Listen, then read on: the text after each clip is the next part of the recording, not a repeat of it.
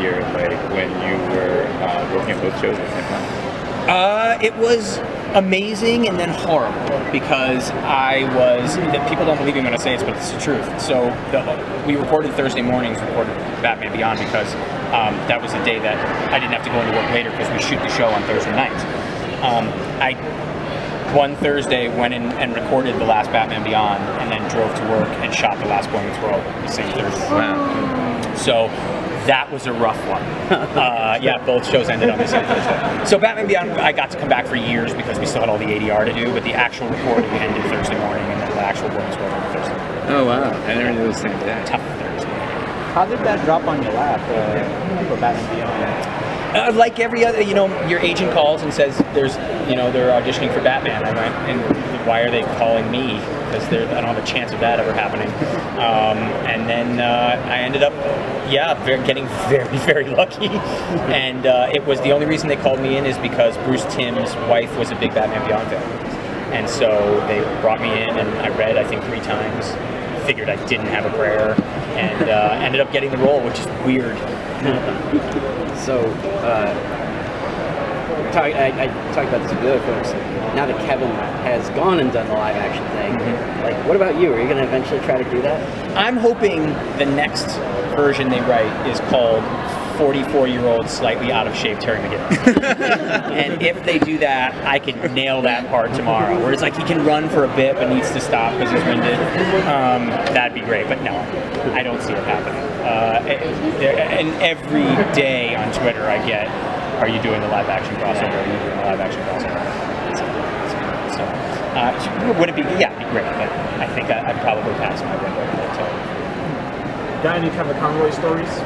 He's the worst. Everything about him is bad. I knew it. He's gonna sit here and charm you, but not a good guy. No. Kevin, Kevin and I had, when I started my first animated series. So the relationship that he and I have is very similar to the relationship that Bruce and Terry have. He really mentored me in how to become a voiceover actor, how to sit, how to speak into the microphone properly. So we always talk about that, joke about that, where it's like we were the live action Bruce and Terry. And whenever you have Kevin Conroy as your mentor into the Batman world, you're doing okay. So I was already a leg up on anybody who didn't have his expertise next to them, so I was pretty happy with that. How does it feel to be part of, or can you talk about being such an icon in Gen X history and now millennial history? It's like the longevity and what you've been involved in is incredible. I had no idea that it was going to be like that. You go and you, as an actor, you take a role and then you have fun. You don't know what it's going to mean to somebody or if it's going to mean anything. I always tell people that I'm the quintessential example of how if you take a left instead of a right, your life is completely and totally different. Boy Meets World was casting at the time. It was a show called The Untitled Ben Savage Project at the time. And they called and said, "Do you want to audition?" I said yes, and I got sick. And so they went off and they cast somebody else. And there was another Eric that actually started the show, did the pilot, they shot the whole thing. And he was fine. The actor was fine. There wasn't a problem with his performance, but he was only an inch taller than Ben. And they knew Ben was going to grow, and they wanted the older brother to look like the older brother. So I always say, that kid's 5 inches taller, and I'm not sitting here right now. That's kind of the way it is in this business and in life. So, you go and do a Boy Meets World or a Batman Beyond or a Kim Possible or My Date with the President's Daughter, something that's not supposed to be big or last, and nobody thinks too much about it. And then it gets all lumped together, and every time I come to these conventions, I had a friend say to me one time, he said, "I'm going to do a drinking game next time I'm here." He said, "I'm going to keep a bottle next to me, and I'm going to take a shot every time somebody says, 'You're my childhood.'" And he said, "I'll be dead by lunch." It's very sweet, and you just don't realize that you're kind of in the moment. So it was funny. I was watching. I watch Seinfeld every night. It's my wife can't fall asleep without watching it. It's a very strange thing in our relationship. So Seinfeld every night. And now she's not here, and for some reason now I can't fall asleep without it. So Seinfeld on last night, and I was watching an interview with him where he was talking about the last episode of the show, and he said, human beings aren't able to kind of realize the moment they're in, the moment they're actually in it. It's not until later that they feel it. So it wasn't until a long time after Boy and after Batman and after everything where you kind of look back and you realize how important it was to some people. Not just me. Obviously a huge part of my life, but it mattered to a lot of people, whether it is Batman or Boy Meets World or Kim Possible, and that's awesome. So I had no idea that it was going to matter to people, and it does, which is cool. What is your Boy Meets World? Not Family Ties Oh, and MASH. really? Yeah, Family Ties and MASH. I always say I'm sitting here because of Alex P. Keaton and Family Ties. Oh wow. Yeah. I never wanted to be Michael J. Fox in Back to the Future. I only wanted to be Michael J. Fox in Family Ties. Did you lord it over Ryder Strong that you were actually the coolest part of Boy Meets World? I would say I'm the funniest part. He's so cool. He was hipster in '93. Like, nobody's been hipster like where he started hipster. When you meet a 12-year-old kid who's, you know, got the long hair coming down here, he's reading Proust and drinking cappuccinos. It's like, you're 12, be 12. So, yeah, Ryder was the original hipster. So maybe the funniest part, but he'll always be cool with it. He just always will. Yeah, leather bracelets and all. You got to revisit Eric with Girl Meets World. Yeah. Is there another character you'd like to bring back sometime if you got the opportunity? I'd love to be Terry again, which would be great. And apparently they say if we can sell the box set really well, there's a chance we're going to do something else, which would be awesome. Yeah, that'd be fun to play. But yeah, I think bringing Ron Stoppable back would be a lot of fun too. There's a ton of characters that I've had so much fun doing.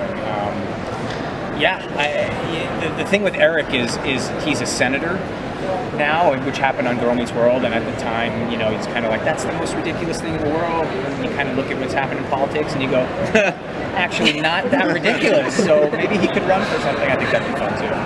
He just poked me. I thought you all saw that. That's assault. Is this the last table for you? Yeah. Okay, good. You got like a couple more questions. That was assault, but everybody saw it. We have video Caught it evidence on if you video. need it. Yeah. That's what he does. He does. Passion projects? I do. There's a lot of things that I'm passionate about. My friend and I are writing a film right now. I haven't been on camera in a very long time. I went back into Girl Meets World, but anything kind of new I haven't done in a long time because I talk about it all the time, but I deal with anxiety. So that's one of the things that led me into voiceover.